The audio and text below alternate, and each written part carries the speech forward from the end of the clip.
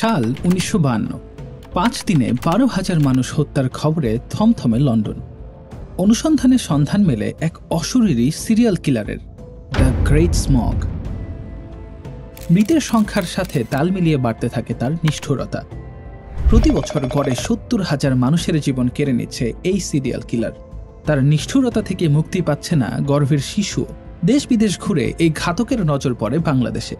করোনায় যেখানে বাংলাদেশের মৃত্যু হল ২৯,৪৯৯ জনের, সেখানে শুধু ২০২১ সালেই ঘাতক হত্যা করল ২,৩৫,০০০ প্রাণ।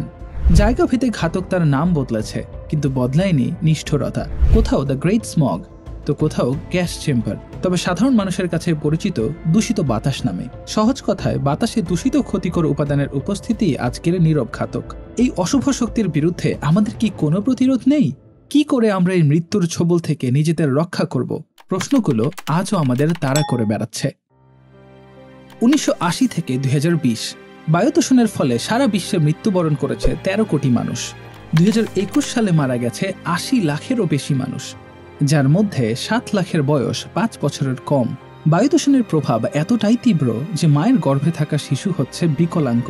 কমে যাচ্ছে মানুষের প্রজনন ক্ষমতা, বাড়ছে স্ট্রোক, হৃদরোগ ও ফুসফুস ক্যান্সারের আক্রান্তের হার। তামাক দ্রব্যের কারণে যেখানে মানুষের আয়ু কমেছে ১.৬ বছর, সেখানে বায়ু দূষণের কারণে কমছে ৬.৯ বছর। বাংলাদেশে বায়ু দূষণের পরিস্থিতি আরও ভয়াবহ। এক পরিসংখ্যানে দেখা গেছে বাংলাদেশে ৬৪ জেলার মধ্যে ৫৪টি জেলারই বায়ু দূষিত। পরিসংখ্যান বলছে ঢাকা শহরে বায়ু দূষণের প্রধান কারণ আশেপাশের ইটভাটাগুলো। দেশের বিভিন্ন জায়গায় দেদারসে চলছে অনুমোদনবিহীন অবৈধ ইটভাটা। সেই সাথে আবাসন ও অন্যান্য উন্নয়নমূলক কাজের কারণে যত্রতত্র ইট, বালু, সুরকির স্তূপ দেখা যায়, যেগুলো বাতাসের মাধ্যমে ছড়িয়ে মারাত্মক দূষণ ঘটায়। তার উপর কলকারখানার বর্জ্য ও ধোয়ার পাশাপাশি তাল মিলিয়ে বাড়ছে ফিটনেসবিহীন গাড়ির কালো ধোয়া। বোঝাই যাচ্ছে সময়ের সাথে সাথে দূষণমুক্ত পরিবেশ আর নির্মল বাতাস যেন দুর্লভ হয়ে পড়ছে। অথচ এই দূষণ কিন্তু অনেকটাই মানব সৃষ্ট। তাই মানুষের মধ্যে সচেতনতা বৃদ্ধি বাড়ে নির্মল বায়ুর প্রবাহ নিশ্চিত করতে। গতানুগতিক ইটের বিকল্প হতে পারে পরিবেশ বান্ধব ইট। এসব ব্লক ইটের বিস্তার বাড়লে কৃষিজমি যেমন রক্ষা পাবে, তেমনি বায়ু দূষণও কমবে। এসব ইট তৈরিতে ব্যবহৃত বালু বৈজ্ঞানিক উপায়ে নদী থেকে উত্তোলন করলে নদীর নাব্যতাও বৃদ্ধি পাবে। অন্যদিকে পাবলিক পরিবহনের সেবার মান বৃদ্ধি ও কারখানার ধোঁয়া নিয়ন্ত্রণে সূক্ষ্ম ছাঁকনির ব্যবহার সহ আধুনিক প্রযুক্তি প্রয়োগ বাধ্যতামূলক করার মাধ্যমে পাওয়া যেতে পারে ঢাকা শহরে খানিকটা নির্মল বাতাস।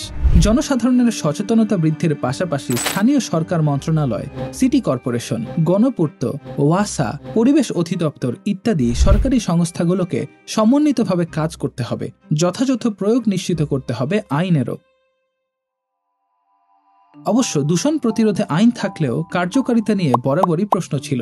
সংবিধানের 18 ক অনুচ্ছেদ কিংবা ১৯৯৫ সালের পরিবেশ সংরক্ষণ আইনকে জাতীয় স্বার্থে বরখেলাপের সুযোগ দিয়ে মূলত গোড়ায় গলদ রাখা হয়েছে, যার সুযোগও নিচ্ছে অসাধু চক্র।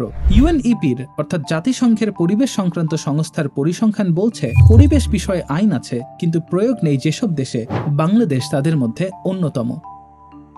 আমরা আশা করব আগামীতে পরিবেশ সংক্রান্ত আইনের সর্বোচ্চ প্রয়োগ নিশ্চিত করা হবে।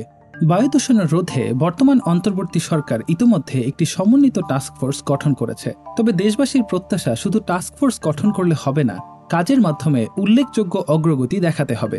একথা স্বীকার করতে হবে যে উন্নয়নের সঙ্গে পরিবেশের একটা দ্বান্দ্বিক সম্পর্ক আছে। এই দুয়ের মধ্যে কনফ্লিক্টের বদলে কোএক্সিস্টেন্স নিশ্চিত করা যেন বড় চ্যালেঞ্জ। কোপেনহেগেন, রেইকজাভিক, সিঙ্গাপুরের মতো শহরগুলো উন্নয়নের সাথে পরিবেশের ভারসাম্য বজায় রাখতে পারলেও পারেনি ঢাকা। নগরায়নের সাথে পাল্লা দিয়ে বাড়ছে দূষণ, যার ফলে বিগত প্রায় 1 দশক ধরে বায়ু দূষণে ঢাকা ঘুরে ফিরে শীর্ষস্থান ধরে রেখেছে। সবার সচেতনতার মাধ্যমে তাই এখনই দূষণের বিরুদ্ধে সামাজিক আন্দোলন গড়ে তুলতে হবে, কারণ পরিস্থিতি নিয়ন্ত্রণ করা না গেলে দ্রুতই আমরা হয়তো দ্য গ্রেটেস্ট স্মগ দেখতে যাচ্ছি।